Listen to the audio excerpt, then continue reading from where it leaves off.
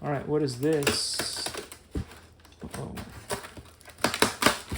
Don't start breaking stuff. Don't do it. All right, let's see what's on here. To always remind myself not to start just manhandling everything because things do break. Hopefully not this. Okay, there's the other side. Okay. Wow, guys.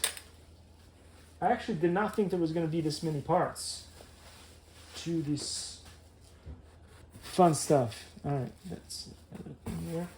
Gotta say, they really went the extra mile to make sure that all the parts would not break during transport. Okay, I think at this point it's pretty obvious that these are actually fins for the rear. And I got it wrong because the vertical stabilizer must be attached to the bird already. Likey